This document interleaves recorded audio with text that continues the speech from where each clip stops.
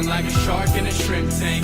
Big fish, small pond in the shrimp tank. Welcome everyone to the Shrimp Tank down here in Boca Raton, Florida, where street smarts and book smarts collide. I'm your host, Jason Hill. Today with my co-host, Dr. Roland Kidwell.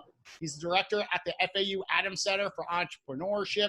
This show is in collaboration with FAU, so check out all their things going on with the school, with all the entrepreneur programs. Roland, is there anything we should know of going on at FAU right now? Well, a lot of things are going on, Jason. A lot of them have to do with my other job as department chair, getting ready for a new means of course delivery, all online during the summer. And then in the fall, figuring out how to do face-to-face. We may have rooms of that seat 200 with 30 people in them and others watching on TV. But it's all a process of trying to figure out how to deliver our classes in the fall, depending upon what the situation is when we get to that point.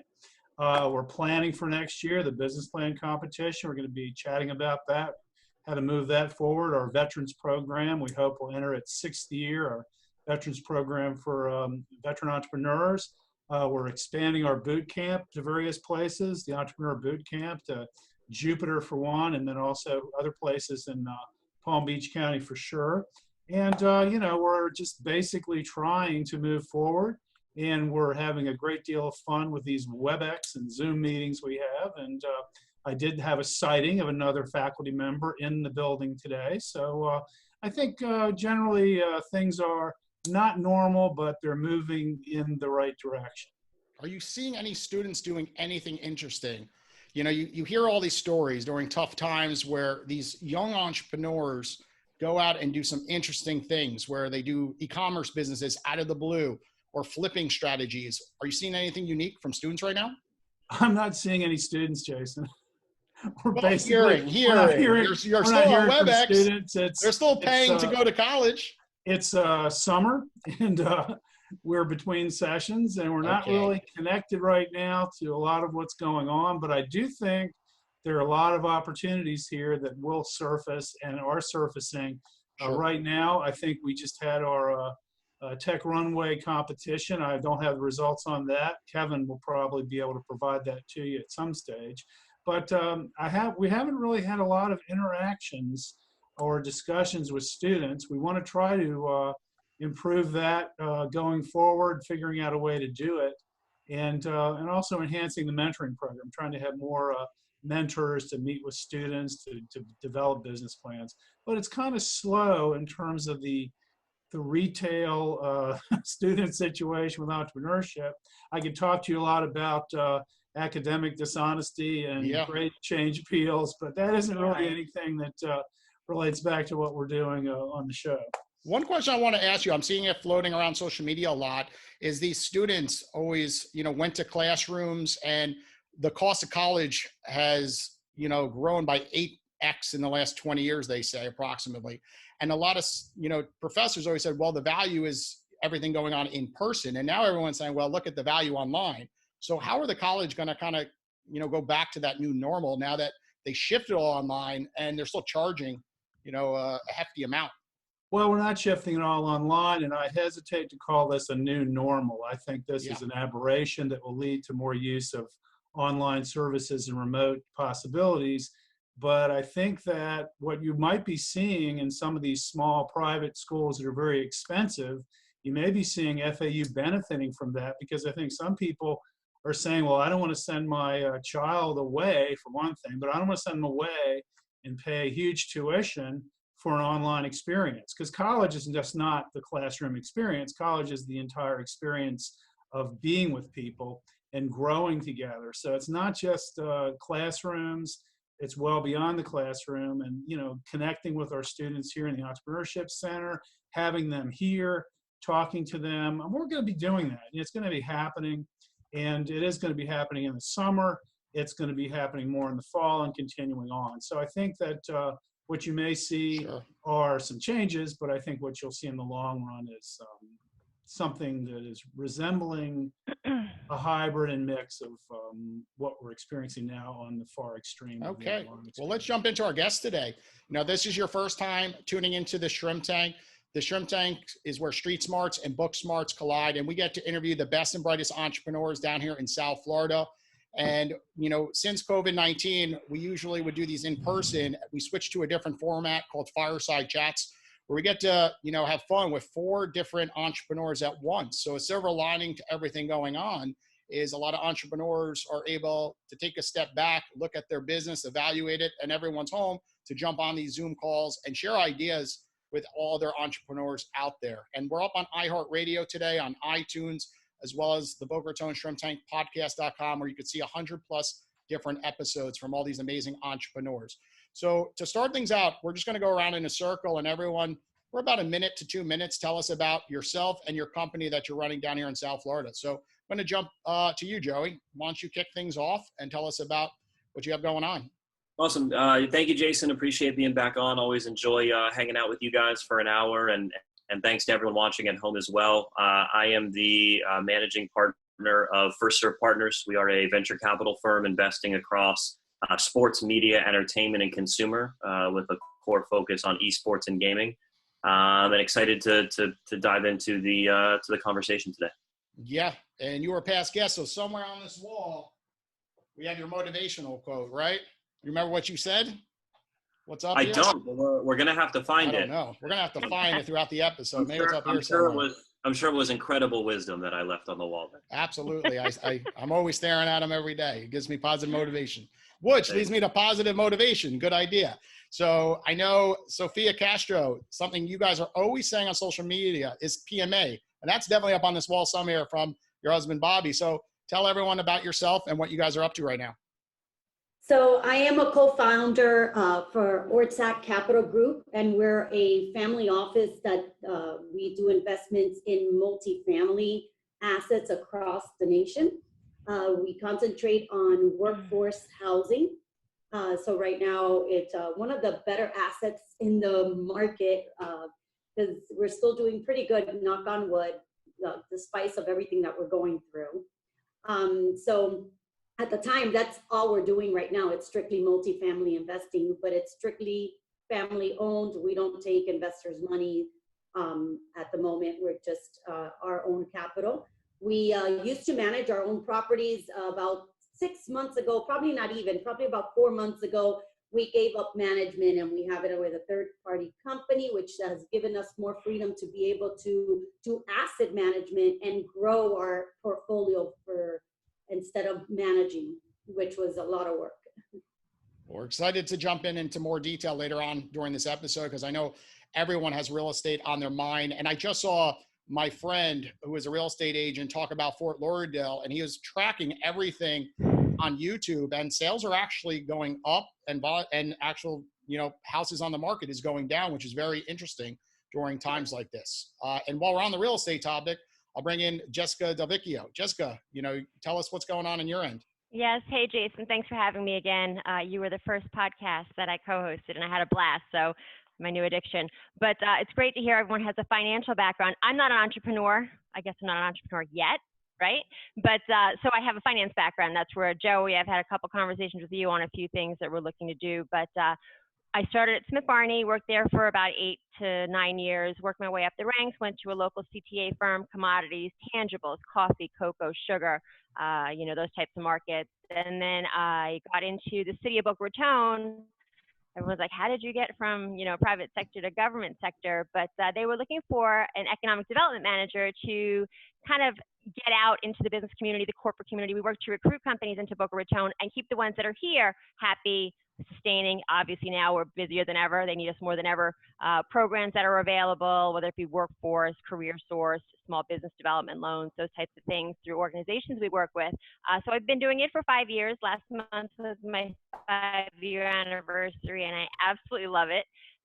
It's not that different than the private sector. You're cold calling, you're cold walking, you have to be somewhat out there to kind of get in front of the executive team, especially when you're looking outside of the state to bring people in from New York. You talk about the Fort Lauderdale influx of not only just the residential side, but commercial side. We're seeing that too. We'll get into that, but it's definitely something we're seeing right now. And the New York Post just picked something up saying, South Florida is the new hotbed. This was just last week, people coming down for Yes. because they can and they should, and they've been wanting to do it. This is their excuse to get out of New York. It's interesting so. you say that. I've seen that trend. A bunch Yeah. of friends that I'm in New York. I moved down here 3 years ago, Me too. and I'm seeing a shift that everyone's coming down here for the summer. You know, they're Yeah. literally going on Airbnb and renting a home for 2-3 months. You know, their kids are not in school, of course, Right. and a lot of them are working from home anyway. And it's interesting. A lot of them are coming down here not to get away from New York, but they're coming down to test if they want to move here.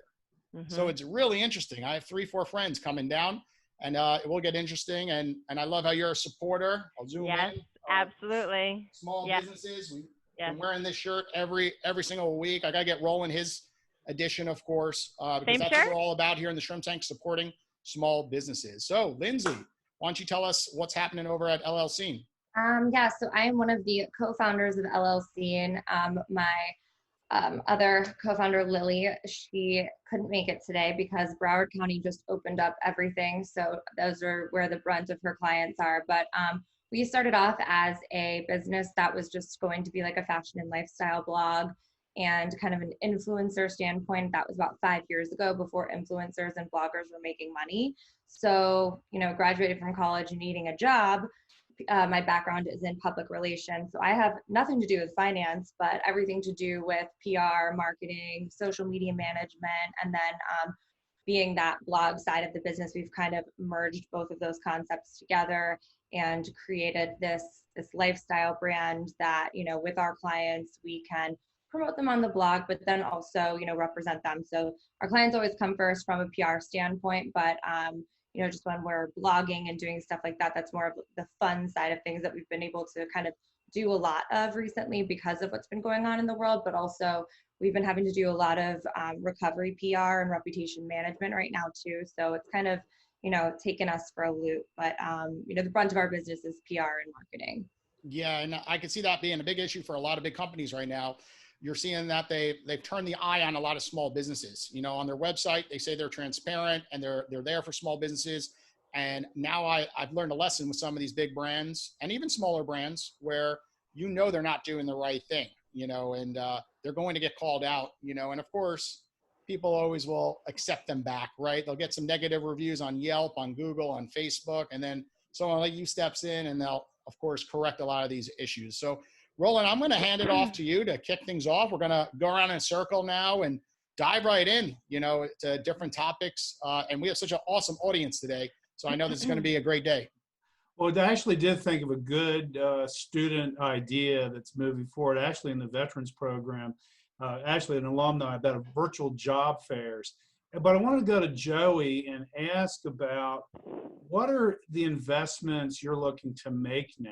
I mean, it's esports and gaming. I'm sure that's huge, but is there anything in there that's a little bit different, that's new, that has come up as a result of this particular situation we find ourselves in? Yeah, I mean, we're you know, one of the rare venture groups out there where the average age of our founding partners is in our 20s. So you know, I think we have a unique ability to discern and identify how young people are behaving and consuming, and invest accordingly across our core industries. And that's why, you know, esports, gaming, and digital media across the board have been, you know, primary areas of focus for us over the past couple of years. And I think that we've been bullish on the trends of young people turning to esports, gaming, streaming, these digital communities and digital sources of entertainment as their primary sources of entertainment, and building relationships and building communities. And I think that's only been further accelerated in the midst of this virus, with traditional sports on hold, traditional entertainment, movies, television on hold. You know, we own franchises in each of the 3 top esports leagues in the world, and their viewership numbers have doubled or tripled over the past couple of weeks. Twitch viewership is up 100% quarter over quarter.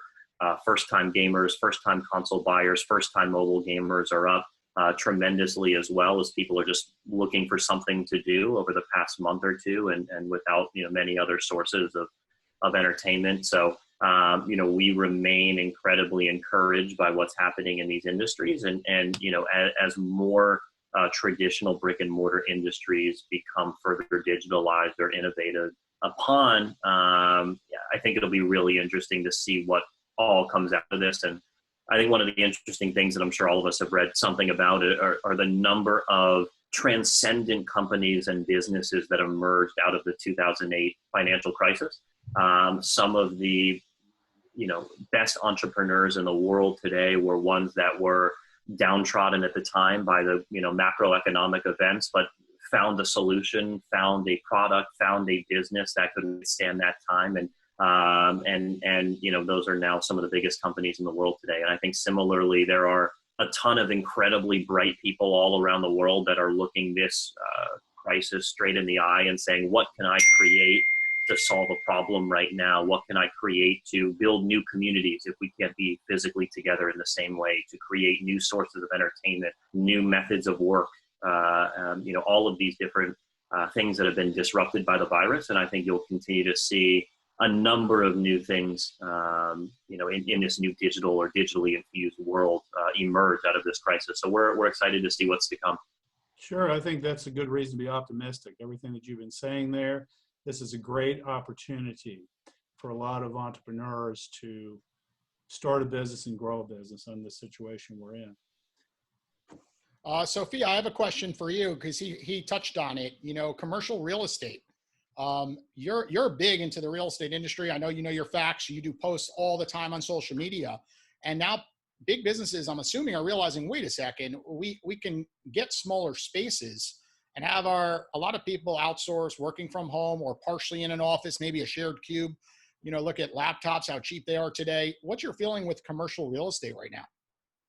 Yes, so luckily, I say we have never really gotten involved in retail nor office buildings due to the fact, for the same reason, because they're very driven by the economy.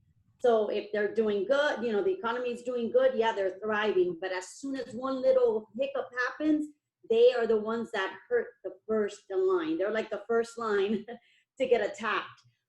So they're going to be, unfortunately, in a lot of trouble due to the fact of what you just said. A lot of companies are realizing that they could be remote and do VPN, and that all their employees are able to, conduct the same type of business that they were doing in the office and not having this huge overhead.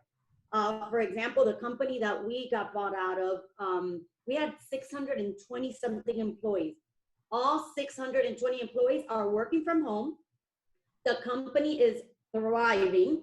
Nobody skipped a beat. And we had a building that was over 20,000 square feet. So now it's like, what are we doing? That's a huge overhead for the company that you could just bring it into your NOI and keep it, for either making the business bigger or more profit for the owners and for your employees, that you're able to give more bonuses. So I think that they're going to really be hurting pretty much. That industry is not going to, you're going to see a lot of vacancies in the commercial and retail part. And So today, just to mention a quick point on that topic as well, and something that I'm sure Jessica can touch on as well, but I think that this could bode well for cities like Boca and communities like South Florida, where previously companies with significant brick and mortar infrastructure or office space were hiring, and it was a necessity to relocate to that place. So their hiring pool was who's in our immediate area or who's willing to relocate to this particular location. Whereas now, as we shift to more digitally infused work environments, work from home, et cetera, one, the hiring pools of companies can expand all over the world, and two, it could give an opportunity for more employees to live in the place that they choose to live in, wherever they find the highest quality of life, and not necessarily where that company's physical office is. So if you're a community like Boca, which I am born and raised in and think is one of the best places in the world to live, one of the most beautiful cities in the world with a phenomenal community, for more people to say that's where I want to live, to have the highest quality of life, and I can still work for this company that happens to be based in New York or LA and San Francisco. I think it's a tremendous opportunity for places like all of our hometowns in South Florida. So I'm excited to see what's to come from that for our local communities as well. I agree. And that goes back to, earlier when I just have a small sample size of friends in New York traveling down here for 3 months, giving it a test. So Jessica, are you kind of seeing companies starting to call you, just kind of poking at it, saying, hey, what does commercial property cost down there? Are you seeing this trend on your end? We have been seeing this trend. During the COVID, when it first began, we had a company sign a lease, which everyone's like, how do they sign a lease during this uncertain times? But when your lease is up in another state and you have to either re-sign for 5 to 7 years or move, and they're taking this opportunity. So we actually helped the company sign their lease and do all of that here. And then when it comes to what Joey had said, we've always, since I came on board 5 years ago, we started incentivizing part of the state's program, people who telecommute. I could see that shifting, like he just said. It opens up the workforce, the access to talent. But I think instead of staying in New York or Chicago or California tax-wise, for no other reason, of course, quality of life, your family, the schools, all of that, but we're going to see people influxing into not necessarily Boca Raton, but Florida, Texas, like we have seen, maybe more so with the flexibility. On a side note, we are also seeing, we know of a company here, a publicly held company that is doing some renovations, started months ago. They were doing renovations, they were doing the open floor plan. So they were taking out all the executive offices, all the in-house infill, and they were going to open it up, what we used to call in finance like a bullpen, so that everyone's kind of open in the same space. They were approved for their permitting, and now with COVID, they're saying, "Ooh, we might need more space because we can't have people sitting on." That's so we're seeing a lot of different. It depends on the industry. You know, there's certain people that have to be in the office. I mean, as much as we love Zoom and we love all this, I mean, at the end of the day, sitting across the boardroom table and having a handshake deal, there's still something to that. So I think we're seeing a lot of different things that we haven't seen before, and I think those that are nimble and those that are able to pivot will be the ones, like someone had already mentioned, the 2008 successes are the people that are able to do that relatively rapidly. Yeah, and you see that commonly where, you know, some people adjust very well and some don't at all. Like they're failing. You know, they're supposed to be working they're every in their day own way, and they're just, you know, they're not able to do it. They're not we've being always able done it to make this way. and there's not sometimes you have like a real reason, you know, like my wife's home with 2 children. If I was home, I'm fortunate. I have my own office. I'm able to come to work. I know if I was home, it would be a lot more difficult because the kids will be pulling at my leg during my podcast right now, as an example, or you hear a scream in the other room. But there's other people that don't have that. They live in a studio in New York City and they just can't get their work done. They're just not in the zone. So I would totally agree. So I'll bring up Lindsey. Lindsey, you know, if companies come to Boca, right, you know, this is right up your alley, right? They need to get their message out. You know, companies don't react the same way in small towns like Boca, I've noticed since moving here. You know, you could be in New York City, you know, no one really knows your company, you get by. But down here, using an example, Just Salad moved down here and they recognize real quick, you have to be part of this community if you're going to scale your company. So tell us, you know, from your background on PR, you know, if companies are going to shift, like what are the things that they should be looking for? I mean, I would think as far as moving down to Boca, I just think community is everything. I was born and raised in Boca as well. So I kind of know that business is done a little bit differently here. I think that with the pandemic happening, a lot of crisis PR has been taking place, especially within my industry. I work with primarily local businesses, and we had to shift from, you know, just a storefront brick and mortar to online basically overnight. And so I would say if businesses are trying to transition down to South Florida, down to Boca Raton, it's the perfect time to do it because this is where it's all happening. And I think it's a great time for people to start to get inventive. And, you know, like I was saying, it's kind of like taking advantage of the times. I hate to put it that way, but like one of my clients is a skincare company, and from a PR standpoint, we shipped over 1,000 masks, but they're facial masks to nurses in Massapequa, New York, Long Island, New York City, and over, you know, hundreds and thousands of nurses are, you know, they have the bruises all over their faces. So these masks that we're shipping, you know, are going to not necessarily heal them, but it's going to take away from the process of, you know, the bruising and the lines that they're getting and just everything like that. So just, I think getting creative and coming up with ideas on how to take advantage of the pandemic, and for lack of a better word, is what people should be doing, whether you're a local storefront, you're an online business. It's like, what can you do to give back, but also what can you do to make a difference and get your name out there, you know, when it comes to PR. And I think that that's what I've seen a lot of businesses do it the right way right now. And a lot of people are just kind of sitting back and hoping for the best and collecting unemployment, which is obviously not what any of us want to do, but I think coming out of this, I've said this from the beginning, there's going to be a silver lining. There's going to be inventions and just so many great ideas. And from an influencer side of things and blogging, I mean, this couldn't have been a better time for Lily and I, because we have the time now to rebrand ourselves. So I think if you are a local business or an entrepreneur, take this downtime that you have to rebrand and figure out the direction that you want to go to and how to take advantage of these times. Absolutely. Roland, do you have a question for one of the guests? I thought it was an interesting point Jessica made about some commercial or some companies needing more space just to deal with the distancing and that sort of thing. And I was looking today, heard today, Amazon is actually maybe talking to JCPenney, who's in bankruptcy. Mm-hmm. Maybe Amazon is going to take over JCPenney, get into the clothing area, that kind of thing. So that's an opportunity. But I guess what I wanted to ask a little bit about, maybe to Sophia, is about retail. A lot of online companies are having a brick and mortar presence. Untuckit is one, and the Warby Parker, the glasses company. Do you see that as a trend that may have an impact on perhaps changing the outlook for retail when you have an online company building its business, having an outlet so they can just go in there kind of and take a look face to face?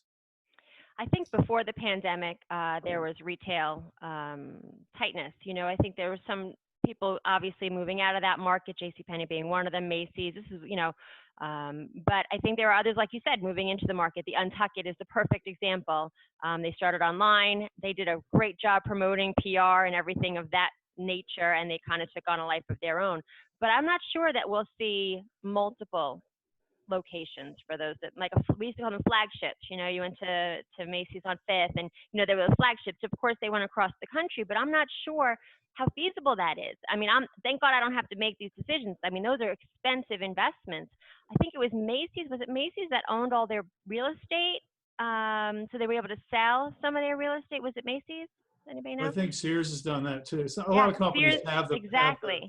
That's a totally different play. If the market does, right, and if the market does, you know, constrain a bit and the values go down a bit, they can reinvest those dollars and then you can sell it, you know, in 10 years. But I don't know how the real estate for retail will look. I don't know if anyone knows. Sophia, did you have any thoughts on that? Yeah, so retails, you're gonna have some retails that need to be alive. Like you have the ice cream shops, you have your restaurants, you know, you have, for example, Marshalls. Marshalls can never be online. They have so much inventory, and their inventory is not a steady type of inventory. They're getting, you know, they're a outlet store. Right. So there's no way they could become online. It's just impossible, right? So they're gonna need retail. Your nail shops, your spas, there's certain retails that there's no way they could go online. It's just impossible. So you will have retail. It would never die, but it's just the amount of retail inventory that we have out there compared to who's going to occupy those inventory of retail is going to be the problem. So it's not that, oh my God, that's it. Retail is done. That's history. Nobody's going to want retail. No, not at all. It's just now we have way too much. So what are we going to do now? Those owners of those retail shops that have, you know, let's say, Yep, I think she froze. Roland, can you hear her? No, I can't. She's frozen. Okay, but we're talking about talking about that. If She'll come back in. I think it's just Marshalls or TJ Maxx goes That's be a really important point. So it's just a online, dramatic pause, and then we'll get right back into it. yeah, she'll be back. But in general, if Marshalls goes online, I'm in trouble because then I'm probably going to go bankrupt because my wife loves that store so much. And But then you she'll think be on it all day. if you look at others like Nordstrom used to be one of the higher end, and it still is, but now it has Nordstrom Rack, which now is also online. So I think, like she said, there are going to be shifts in the way people conduct their business. You can't get your nails done online, but you could certainly order the dress online. So I just think it's just going to fluctuate. So I was just going to change the subject. We've heard a lot about how favorable it is for folks to work at home, to work online, how they're really getting into it. But I'm also hearing on the other end of it, companies are somewhat frustrated with the kind of performance they get. And so what kind of suggestions do you have, or have you heard, this is really for anybody, on how do you manage and get what you need to get done from a dispersed telecommuting workforce that's never done it before? What do you have to do to set that up? Anybody have any thoughts on that? I think a lot of it depends on the culture of your company and the industry and demographics of your workforce as well. I mean, I have a number of friends that work for, tech companies, of course, and even our portfolio companies that have moved, completely digital and are preparing to do so for the foreseeable future, that have seen significant increases in production. It saves your time commuting to work. It saves your time of your lunch break. It saves sitting in traffic and, all the other kind of ins and outs of just preparing to work. If you were to quantify or chart the amount of time you actually spend productively doing work in the office setting, it's maybe 4 hours of the 8-hour workday or something like that. And, if you start your meetings or your phone calls at 8 a.m. because you wake out of bed and go to your computer rather than the hour it takes to get to your office, I mean, that just increases the amount of time. And I think a lot of the people that work at our portfolio companies have said they actually enjoy, especially in cities like a New York where you spend so much time out of the house, they enjoy being able to be around, be around their family, be around their kids, and still have that work environment or work opportunities. And so I think not only can it be cost effective and incredibly, so for businesses, but I think that especially for younger people out there that are used to, working in digital environments, that you can see a significant increase in productivity by switching online as much as possible. And if you can have some quantifiable measures of that productivity, it doesn't really matter exactly where you are, where you're working, as long as you're producing and you can measure that productivity from a quality and a quantity. I mean, if you look at it recently, Facebook, Twitter, Google have all announced productivity levels, and not only are they stable, but they're increasing with the home environment, that they're not having people come back, if at all, is how they state it. But if they do come back, it won't be till the end of the year, beginning of next year, because they monitor all of that and they see that now. Not everyone's a Facebook or a Google or a Twitter, but it's kind of interesting to see that the shift in productivity levels. We're very fortunate to have a kind of a lead in our online programs here. We had them pretty well developed in the College of Business, and this transition was not that difficult for us. It's more difficult in other places in the university and other universities who really have not been used to the online presence, teaching online, that kind of thing. And I think faculty work from home when they're not teaching. Usually they're doing research and that sort of stuff. So they already have all that set up. And it's also just people learning that they can do these things from home. There are a lot of people out there who were spending far too much money on a gym membership every month because they didn't realize they could efficiently stay in shape or improve their quality of shape while at home, be it through online workouts or at-home gym equipment or going for a run. And this period is forcing people to learn and develop new practices and new methods of living our day-to-day lives that people didn't know were possible or didn't know were things that they could do prior. And, I think that it won't necessarily be solely a factor of when people are comfortable. We always hear, when are people going to be comfortable going back out to gyms or going back out to restaurants or going back out to this and that? I think it's not only that, but it's, people are just learning and being comfortable with doing things inside the home or doing things in new ways of cooking, of working out from home, of working from home, having meetings, board meetings, closing deals. I mean, we're closing deals regularly and investing in businesses, adding to our portfolio solely digital. We never thought we would, deploy capital into a business without sitting across from the founders. But now in this new world, you're learning new ways of forming relationships, of doing your diligence. So I think it's just all these new practices we're learning every day, and we're going to continue to adjust and evolve as a society altogether. And what about professional athletes? A couple of them are your friends. I know that. You used to do some stuff with ESPN in your past. How are they handling this, everything that's going on? They're not used to sitting at home this much. What's happening on their front? It's interesting. I mean, we, a number of our investors are current and former pro athletes, and, having kind of grown up in the world of professional sports, it was, we're lucky enough to have a lot of those relationships. And the two interesting things I think you'll see are, one, should professional sports come back, there is going to be a significant advantage for players that have had some means of continuing to train during this period. So, I'm friendly with some professional tennis players, for instance, that have courts at their home, or they live in communities where courts were still accessible. They've been able to train this whole time. I've got other friends that are still, inside the top 50 or 60 in the world, but live up in New York and haven't been able to pick up a racket in 2 months. So that's going to be interesting. And then in terms of, developing their brands and their businesses, they've all been trying to figure out what to do when traditional endorsement or sponsorship opportunities are not in the cards. Nobody's filming a new commercial right now. Nobody's paying them for a meet and greet or for an appearance at this particular venue. They're obviously losing their actual paychecks, from games being canceled or postponed. So a lot of them have given us a call and said, hey, how do I start streaming? Even if they're not gamers, just how do I start streaming and creating digital content around myself and building my brand that way? Digital content is incredibly high margin. The production cost is quite low.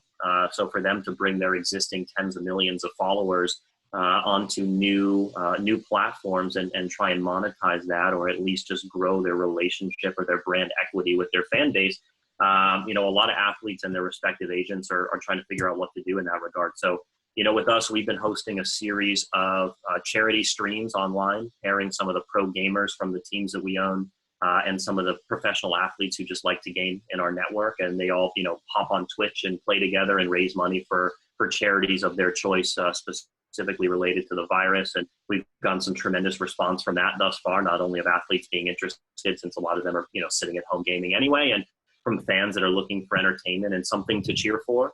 So it's been interesting to see. And again, it's just everyone's finding new ways and new methods to do what they've done for decades in a very traditional sense.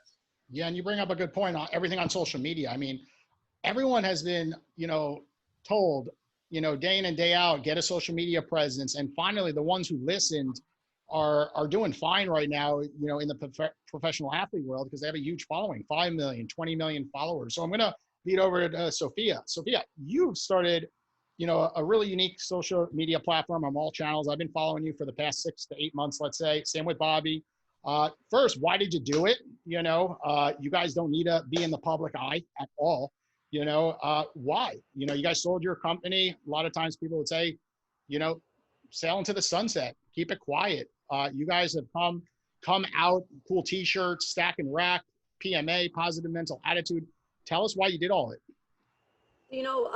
Bobby's the one that started this with my son. We have a 23-year-old son that obviously is a very, social media person because of the age. And Bobby's a very big motivator person, loves to motivate people, and he's always speaking to people. And my son's like, why don't you just put a page up instead of just speaking to people all the time and they're calling you or they're sending you messages? Go out there and, get an account and just do it for fun if you want to, because Bobby didn't want to do anything right now with anything, that was going to hold them down to like a job, And as he was doing it, they started interviewing me too, because, me and Bobby have been in business together since day one. We've been together for 30 years. We've been together since I was 18 years old. And we've been, so when he started, they started asking me, come on, can you give me a little information? Why don't you get online? And I'm not a social media person either, but we decided, well, you know what, why not? Let's give information to the ones that need it, that, the ones that want to learn or want to do. And we're just doing this right now, just out of our hearts, just giving information on what we know, our knowledge of what, the way that we do real estate. Bobby's more of a motivational speaker. He loves to motivate people. I'm more of the, I like to give my knowledge of what I do. So I'm more in the real estate part and trying to empower women out there right now. And soon I'm looking into doing probably a women empowerment to teaching women that, you could do business. You could get into business if you really want to. Don't be afraid of it, because there's this little stigma of women. Oh no, but this is a man's world. Oh no, I don't know how to do this. Oh no, wait, I'm afraid because it's just, so I like to teach women that I didn't know any kind of business. I met my husband at 18. I had dropped out of school at 10th grade. I had no real education, but when I met my husband, he was so go-getter, entrepreneur mind that really switched my mind into thinking that way. And I did. And I was able to go from zero to having a business that we were able to sell for an evaluation of $1 billion. We have a portfolio in real estate that's about $350 million. And I did it all just because saying I could do this. So why not? If everybody else can, and, you know, and I'm not saying education is not the way to go. I totally, if you have an education and you're good at it, go for it and still be an entrepreneur. But in my situation, you know, I come from a very low end family at the time. School was just not a thing for me. I was just not good at school. I had dyslexia. Nobody had diagnosed me. So every time I would do a test, I would fail it. I would get frustrated. So in 10th grade, I said, you know what? Forget this. I'm going to go work. I'm going to go get, you know, I wanted to have my own car. I wanted to have nice clothes. My parents couldn't afford it because we were 7 kids. And I said, let me do it. But when I met Bobby, he took it to the next level. And today, you know, like I said, look where we're at. So I love to empower women to let them know that, hey, you could do this no matter what. If you have an education or you don't have an education, it's all about what you have in your mind and what you have in your heart, what you want to do. If you want it, you could go get it. Absolutely. Absolutely. So we're going to shift gears for a moment and have all the guests ask each other questions. So we'll start with you, Joey. Do you have a question for one of the guests that, you know, has come to mind? And we'll go in a circle asking each other guests. Okay. Ask each other questions. Thank you, Jason. And my question is, I guess it can be for the whole room, but for Lindsey especially, is, you know, what can, for all of the small business owners out there at home, all of the entrepreneurs out there at home, who may have their traditional place of work or traditional place of business, you know, shut down, not open, opening back slowly. What can they do to continue to maintain and build a relationship with their existing consumers, with potential consumers online? You know, how do they keep it the top of mind for people out there when, you know, those people may not be able to walk into their physical place or their physical establishment right now? I think just jumping back even to the social media topic, I think it's so important for any individual or business owner to be on Facebook and Instagram right now. And I think influencer marketing has never been stronger. So not only does Facebook and Instagram, LinkedIn, even TikTok. I mean, I don't really know much about TikTok. I like watching the videos, but it gives people a platform. It gives people an opportunity to show their products and you know, do something different. That's, you know, it's all about being creative. And I think doing influencer marketing and getting in touch with people that have, you know, over 10K followers, because they're reaching new people that wouldn't necessarily buy from them before, but also couldn't because it was a local establishment. So they're transitioning all their products to being online sales. It's a lot easier for influencer marketing to take off. It's a lot easier for that business to start, you know, generating a new form of income. And also affiliate marketing is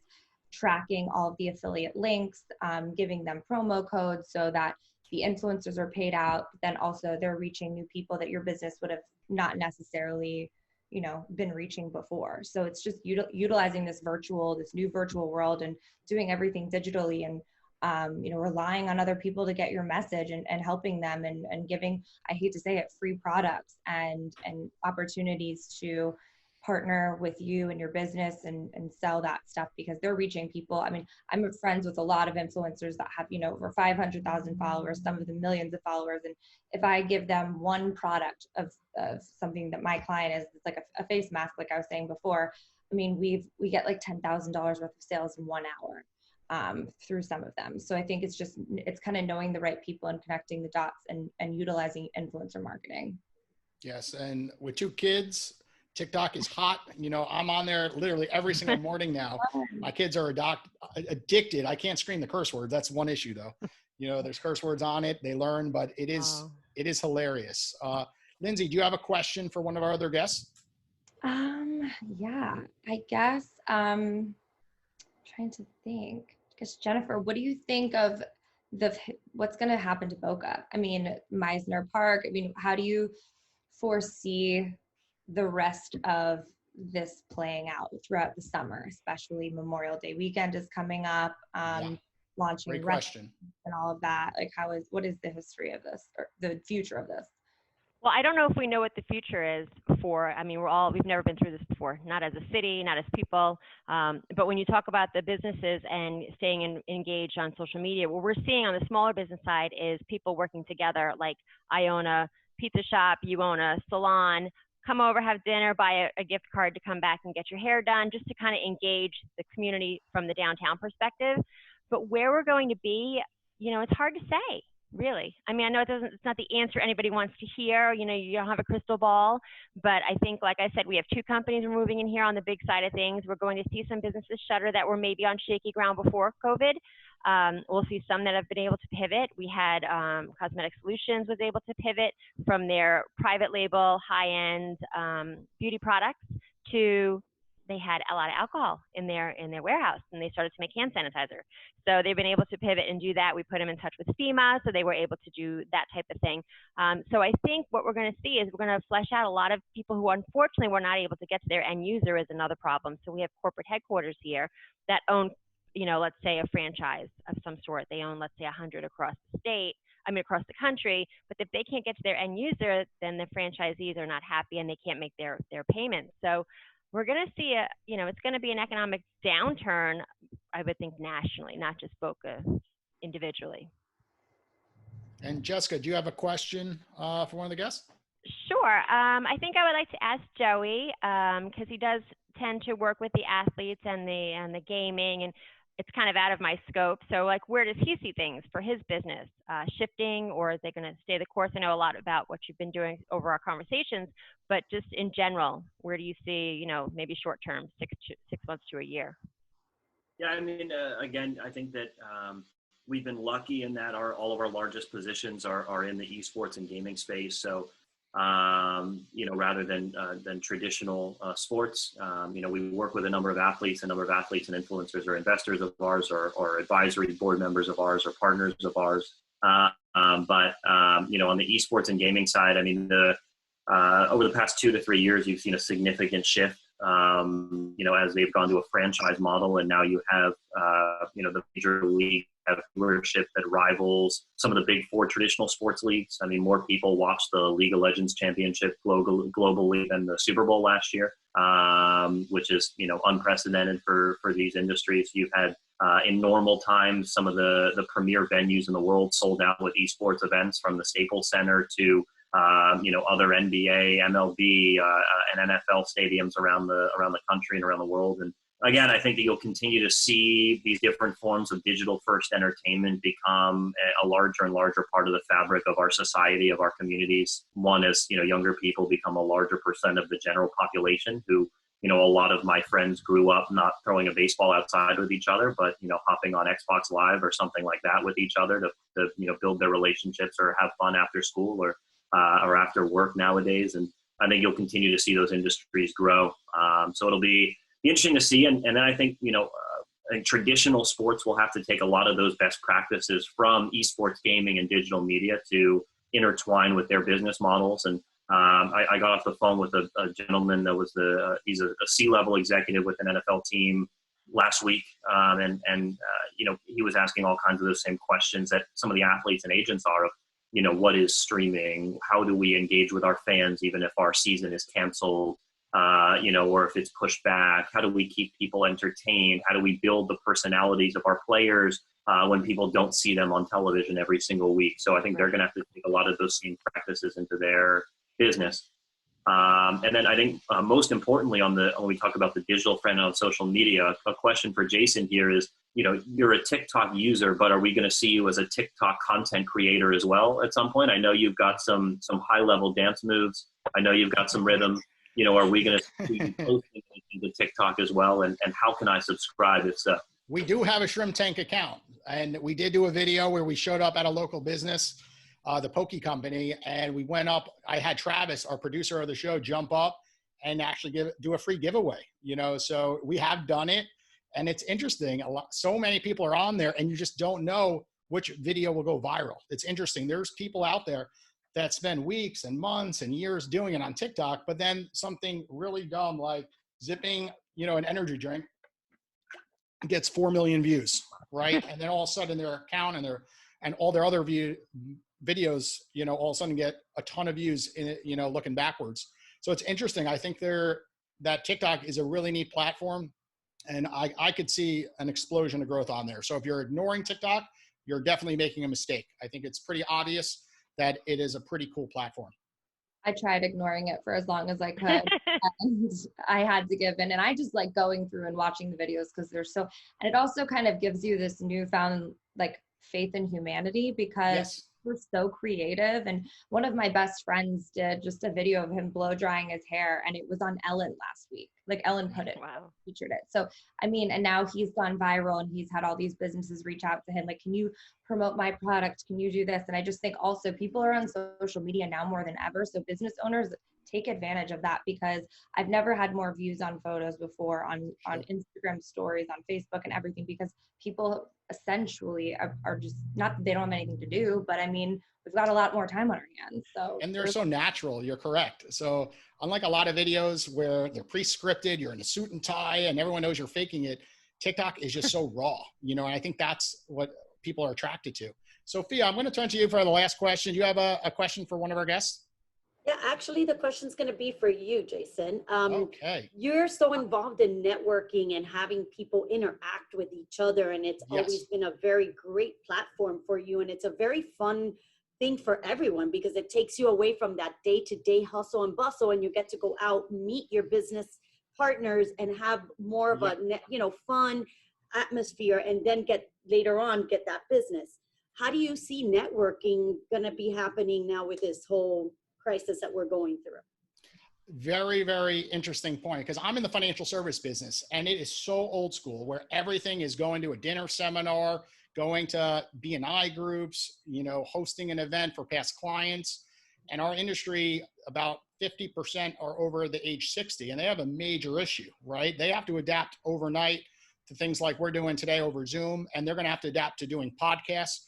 So folks in my shoes will adapt really easily, right? We had an in-person podcast, and 2-3 weeks later, we turned it into a Zoom Fireside Chat, and look how cool it's been. The last 4 or 5 episodes, people are having a great time, and I'm seeing a big movement on social media. People saying that's so cool how you shifted overnight, where a lot of other in-person podcasts have shut down overnight, and they're waiting for things to get better.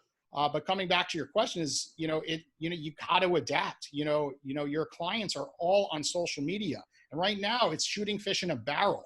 If you think about it, every business owner is at home and they're all on social media more. So what better time to just message them? Most CEOs are literally, and I'll actually use Banker's Life. You don't even know this probably. So your past company posted something about the payment protection plan, and something in my background, I do insurance for clients. And one of the websites I run is doing things for the SBA. It's a requirement to have life insurance when you get over a certain amount of loan. And I reached out because I saw your CEO of that company post that they just purchased one of 14 lenders is a non-preferred bank. And I reached out, and immediately I connected the dots to that CEO of that company. And I'm not sure if you know, but he came on our first Fireside Chat with the shrimp tank, where we did it with all 10 cities. And he came in to give us expertise about the payment protection plan before anyone knew about it. And all it took was literally an email from one CEO to say, connect me to that CEO. And it happened overnight. So the point is, like, have the confidence to go out and reach out to people. You could reach out to anyone right now, celebrities, professional athletes, and they're all reading their messages. And it's a great opportunity to create a podcast and create value. I think at the end of the day, a lot of people are always selling. They're messaging everybody on LinkedIn or social media and just always, hey, you would be a great fit to work for my business. Stop doing that. Mm-hmm. You have to give value first. So I'm a giver. The reason, why I had success from New York moving down to South Florida is I planned out 5 years in the future. I didn't want to look at, I'm just going to come down here for 1 year and do something. I was a horrible podcast producer my first year. You look back at my first 5 episodes, I was horrible, but I just knew it had to be done. Just like you went on social media and your first few videos, I'm sure, were very uncomfortable. They're still. They still are, especially when you have lights on you and a room full of 5-6 people and they're CEOs and business owners running big corporations. It's nervous, in those situations. But what I'm finding is, today, the silver lining is you could reach out to anybody and you're going to look back and say, what did I do? I had that opportunity and I didn't do anything with it. So my piece of advice to anyone out there trying to grow their business, is get on social media today and reach out directly on any of these platforms. And at the end of the day, give first. Don't try to just sell them. And over time, people do business with people they like, know, and they trust. So that's been my secret is 10 years out. I'm just doing business with my clients. I'm 13 years in the industry. From 13 years ago to 10 years ago, they're finally realizing I'm the best person to service them. And it just takes patience. I think a lot of people don't have it, right? They want it to happen overnight. And your company is a great example. It did not happen probably until the last 5 years. All that effort, getting on the ink list, and over and over and just ignoring the noise. And then eventually, it comes alive versus trying to switch directions. Too many people switch directions all the time and then it backfires. They lose focus is what it is. Gotta commit. You have to commit. Yeah. Absolutely. So I guess to end this episode up, I'm going to go around in a circle and just talk about a silver lining. I just kind of told my silver lining. So we'll start with you, Jess. Tell us, something, that has been a benefit, positive side of coming out of the situation that you've seen personally or business or both. Okay. I think for sure, personally, I think working from home has its benefits. You get to work more closely with your family. And I think a lot of people are feeling that, assuming they're in a good situation. Obviously, that's dual-sided. But professionally, what we're seeing is a lot of people working together. We're seeing companies that have been able to pivot. And we're also seeing companies that have reached out to us to kind of help them partner, like you said, CEO to CEO, peer-to-peer introductions that we just do and then walk away behind the scenes. And they're partnering on ideas and concepts going forward. These are privately held large companies in Boca. On the smaller scale, I just mentioned a couple of the businesses in our downtown and Meisner Park. Partnering together and kind of just the silver lining, I think, is it's just like a hurricane. It brings out the best in some people, it brings out the worst in some people. But for those that bring out the best, ever the optimist, that's me. I see that. I love that. And I just think, we get to choose who we want to be. You want to be a jerk or you want to, make a difference. And I think seeing that really is inspiring. Agree. Lindsey, silver lining. Silver lining, I've seen a lot of it. I mean, even when this all started, I was trying to, like you were saying, like be optimistic and just try to figure out what good is going to come out of this. And being that I manage social media for small businesses and national businesses to begin with, it's been that direct contact and actually getting in touch with people and just being genuine, I think is the most important thing too on social media. You can have those kind of like typed out, very typecasted captions and stuff, and just having the opportunity to have more time to be creative with the content, with the captions, just from my business standpoint has definitely been a huge silver lining for myself, for my clients. Personally, I've been able to do a lot more like self-care and like reflecting on life and, what I want out of my future and, just taking better care of myself. I got a Peloton, just things like that. I think, like you were saying with the at-home workouts, it's like kind of figuring out what you can and cannot live without. And it's kind of crazy when you sit back and think, oh, wow, I used to never think that I could live without a manicure or getting my hair done, just anything like that. And I think it's been very humbling for me, I think, to realize those things. Absolutely. Sophia, what about on your end?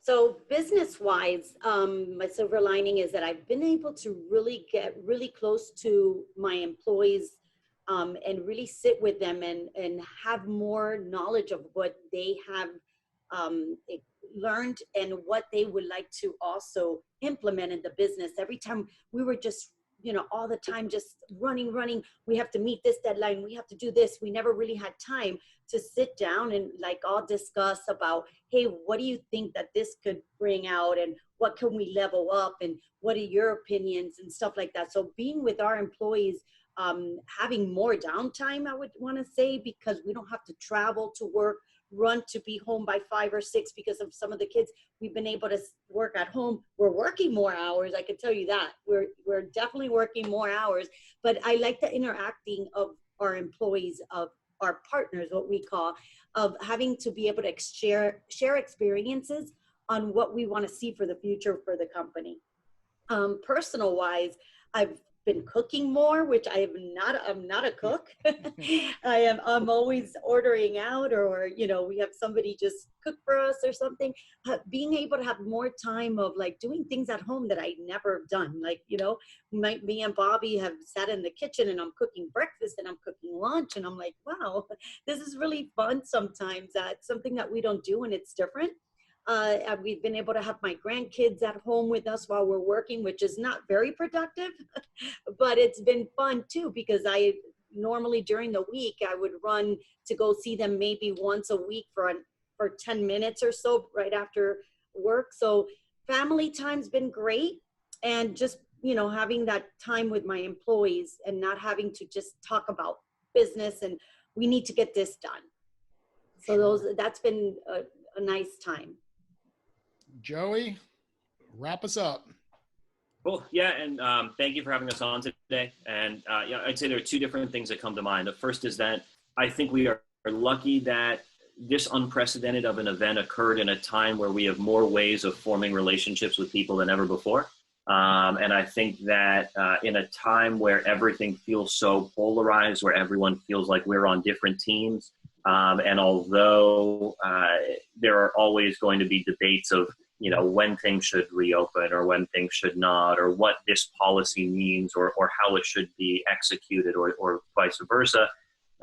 The fact is I think this has brought a lot of people together. I think that this has given people time to form new relationships or reconnect with people that they otherwise may not have been able to, or may not have thought about doing. And I think that it shows all of us that you know, we need to support ourselves and our communities, our neighbors, our friends, those we don't even know, because, you know, when we talk about business, you know, small businesses are the backbone of our larger economy. And, you know, I've never seen more support or even just interest in what that local restaurant has been up to, and are they okay?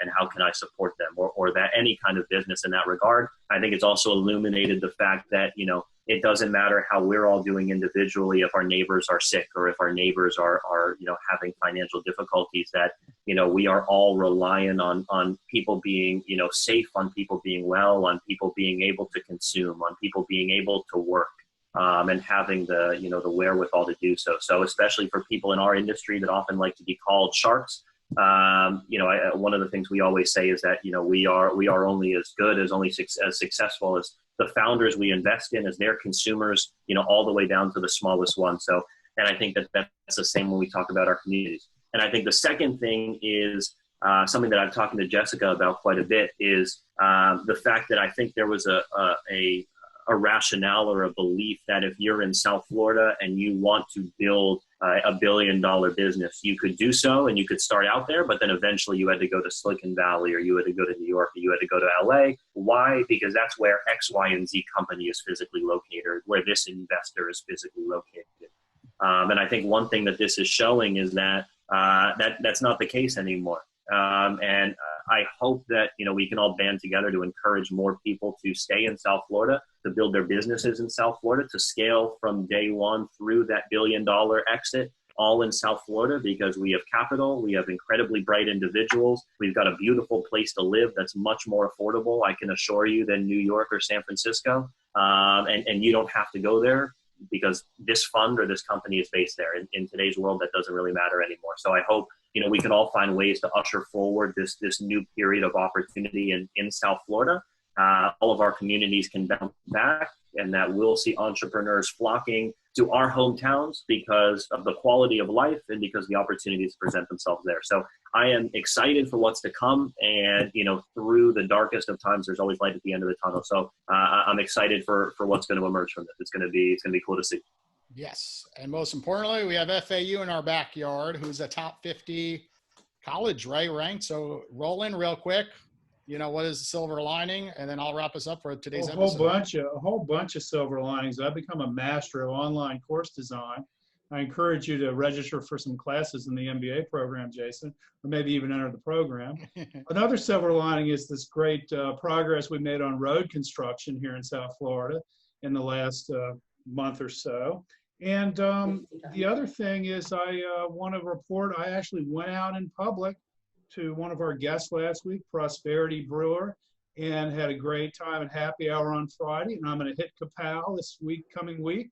and I'm going to hit Oceans 234, and I'm going out and circulating in public. And the nice thing too is we found some really good restaurants who've been delivering to us over the weekends. I realized though, we eat a lot of food. We go out a lot to eat, and now we're eating a lot in, but I've been trying to walk 5 miles a day to deal with that. So a lot of great stuff going on, and can't wait for the next chapter. Did you see Yeah. Tank? Did you see Tank at Prosperity Brewery? Tank, No. the bulldog. Oh, the bull is, oh yeah, oh His name yeah. is Tank. Tank in Yes, Boca. absolutely. He wanted to drink, but I Yeah, of didn't course. tell him, yeah. That's Tank. That's Tank. Okay. There's Tank.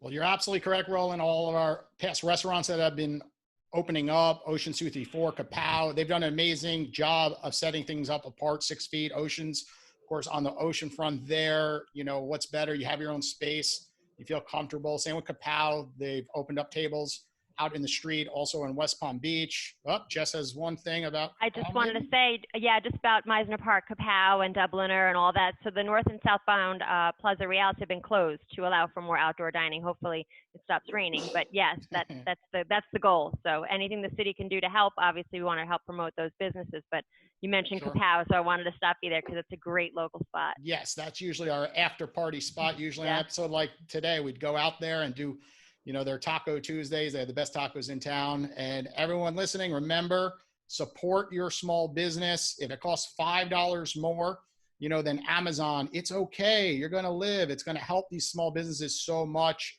and create more jobs down here in South Florida. So definitely you got to support local, and definitely all these small businesses like restaurants that Roland is mentioning.